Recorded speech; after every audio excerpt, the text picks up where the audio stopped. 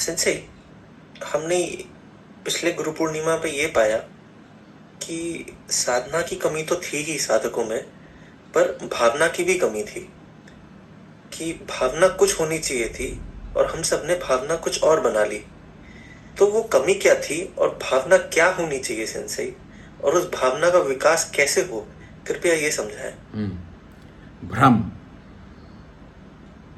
भ्रम है कुछ, दिखा कुछ, समझे कुछ, किया कुछ, भ्रम की स्थिति है। भ्रम क्यों है? क्योंकि आपको हर व्यक्ति ने, हर व्यवस्था ने अब तक जिस संसार में आप रह रहे हैं, जिस समाज में आप रह रहे हैं, उसने आपको भ्रमित किया। आप अपना बचपन याद कीजिए। आप सत्य बोलना चाहते हैं, आपको माता पिता ने ही झूठ बोलना सिखा दिया। समाज ने व्यवहार कुशलता के नाम पर आपको झूठा बना दिया, चतुर बना दिया, चालाक बना दिया। फिर हुआ क्या? शिक्षा ने अपनी भूमिका नहीं निभाई। शिक्षा अच्छा कैसे दिखें, इस पर जोर दे दिया। अच्छा कैसे बने, यहां पर उसका जोर नहीं था। नहीं तो पास और फेल क्या होता। अच्छा लगा रहना तो सतत प्रक्रिया है, हमने वो व्यवस्था नहीं बनाई। तो व्यवस्था ने आपको भ्रमित किया, जो मानव जनित व्यवस्था है। सब मिल करके आपको भ्रमित करते रहे। भ्रम का शुरुआत ही होता है एक बहुत छोटे हल्के से चीज से, कि आप अपने आप को स्वयं को कुछ मानने लग गए। तो आप बाहरी चीजों में खो गए। आपने शुरुआत कर दी, रंग काला है तो फेयर एंड लवली लगा करके गोरा हो जाए, अच्छा दिखें। हैं कुछ, दिखना कुछ और चाहते हैं। हर कदम पर आप हैं कुछ और दिखना कुछ और चाहते हैं। यहां पर सारा जोर आपका बचपन से आपको सिखाया गया और आप भ्रमित होते चले गए। जब मैं जवान था, मैं अपने एक सहपाठी के यहाँ गया। उसके बेटे को पिता ने बुलाया। उसने कहा, बेटा वो वाला राइम सुनाओ। वो आकर, वाह वाह ब्लैक सी heavy animal, yes sir 3 bags full। सबने ताली बजा, वाह वाह हाउ इंटेलिजेंट। इंटेलिजेंट कहाँ है, ये तो रट्टोफाई है। हम बोले, बेटा ये बताना इसका अर्थ। अब अर्थ ही नहीं पता है, बस रट लिए। अर्थात जो आप हैं नहीं, वो आपको दिखाना है। यह बचपन से सिखाया गया। शिक्षा पूर्णतया दोषी है आपको भ्रमित करने के लिए। उस आधार को लेकर के आप पढ़े, उस पर चले। हम भी उसी शिक्षा के परिणाम हैं। लेकिन मैं किस्मत वाला था कि मुझे हमेशा अच्छा संगत मिलता रहा और भ्रम से मैं बचा रहा। ऐसा नहीं है कि मैं भ्रमित नहीं हुआ, मैं भी भ्रमित हुआ हूं, गलतियां किया हूं। लेकिन भ्रम एक मुख्य कारण है। भ्रम का मुख्य आधार है शिक्षा, समाज, परिवार, जहां पे व्यक्ति का आचरण कुछ, शब्द कुछ और, आप भ्रमित हो जाएंगे। मुझे एक छोटी सी घटना याद है जो मैं आपके साथ साझा करना चाहूंगा। मेरे एक रिश्तेदार बहुत नज़दीकी आए थे घर। मैं किसी काम में व्यस्त था, तो डाइनिंग टेबल पर बैठ के बातें वगैरह हो रही होंगी। अगले दिन मेरे छोटे बेटे ने मुझे कहा, पापा उस कुर्सी पे मत बैठो, वो बम्बई है। हम बोला, मतलब? बोला, यहाँ पे वो जो आए थे रिश्तेदार, वो कह रहे थे फोन पर मैं बम्बई में हूं। तो मैं उठ के दूसरी कुर्सी पे बैठ गया। उसने कहा, उसमें बैठो, कलकत्ता है। बोला, क्यों? बोले, जब वो उस कुर्सी पे बैठे थे तो वो कलकत्ते पे थे। एक बच्चा सब चीज ऑब्जर्व कर रहा है, हम कैसी व्यवस्था दे रहे हैं। भ्रम भ्रम भ्रम है कुछ, दिखाएं कुछ, सिखाएं कुछ, बताएं कुछ। यह आप में आ जाना स्वाभाविक है। इसलिए तो आप भ्रमित हुए, इसलिए तो आपने सपनों में कुछ से कुछ समझ लिया। सपने देखने का काम भी इसी संसार ने आपसे करवाया है। हर कोई बातों बातों में लच्छेदार बात और उसी से सत्य पाना चाहा असंभव है, ऐसा हो पाना असंभव है।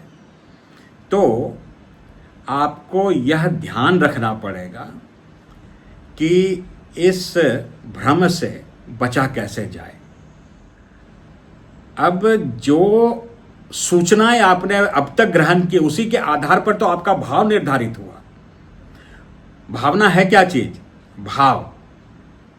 आज आप झूठ बोल रहे हैं, कल चतुराई दिखा रहे हैं, कल स्नो पाउडर लगा के कुछ का कुछ बन रहे हैं, कल कहीं और हैं। तो वैसे ही भाव का निर्माण आपके अंदर होता रहा। और भाव कभी भी अस्थाई नहीं है, भावना कभी भी अस्थाई नहीं है, इसलिए आपके भाव बन ही नहीं पाते, इसलिए आपकी भावना दुरुस्त नहीं होती। जब भाव और अभाव से जब पार जाते हैं तब भावना सही बनती है। अभी आम 150 रुपये किलो, इससे पहले 50 रुपये किलो, मंडी में रेट ऊपर नीचे होता रहा, तो उसी को तो भाव कहते हैं। आपके विचार ऊपर नीचे हो रहे हैं क्योंकि आप वही शिक्षा लेकर के पहुंचे हैं अपनी जीवन यात्रा में। लेकिन जब भाव और अभाव दोनों से जब पार चले जाते हैं तो वास्तविक भावना सत्य पर आधारित होती है, तभी भाव अभाव से पार जाया जाता है।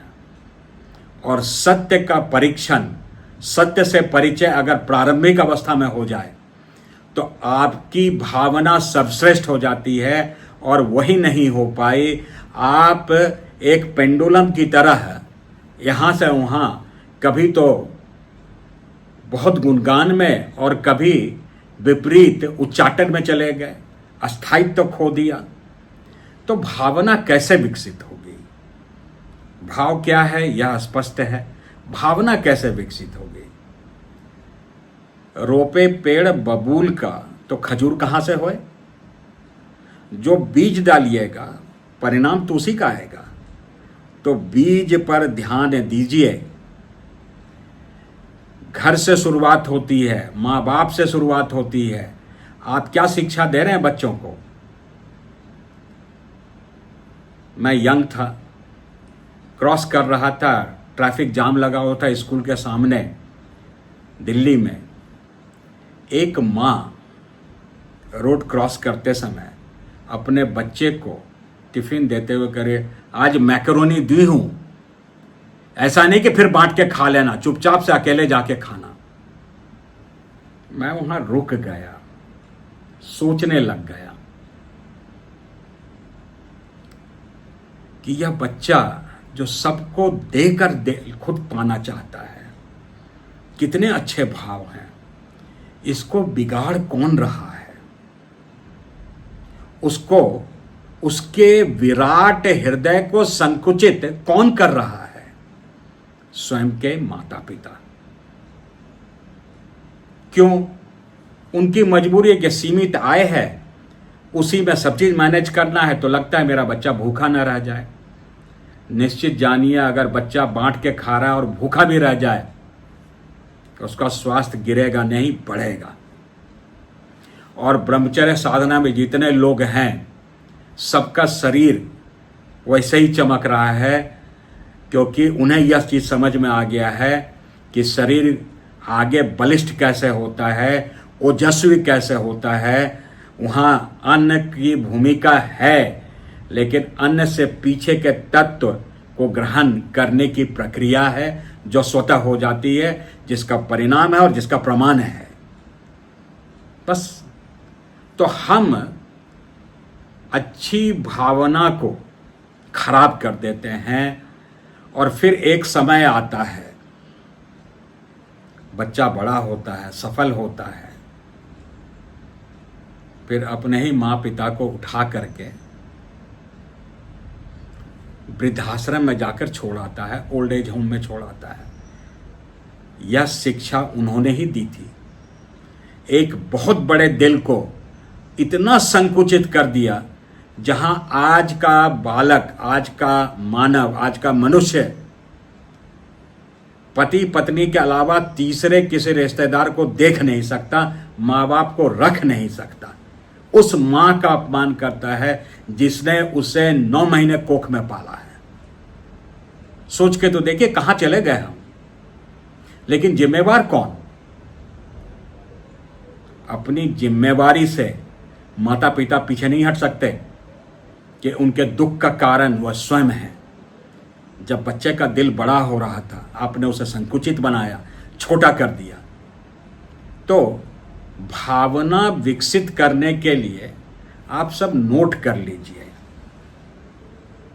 कागज कलम पे नोट कर लीजिए, बड़ा दिल और बड़ा दिमाग। दिल इतना बड़ा हो कि समस्त सृष्टि उसमें समा जाए,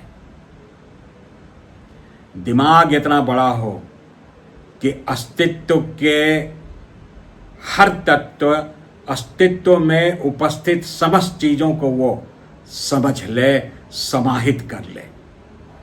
बड़ा दिल, बड़ा दिमाग, इसके लिए संघर्ष कीजिए। यही अच्छी भावना को विकसित करेगा, यही श्रद्धावान बनाएगा, यही सही मार्ग पे ले चलेगा।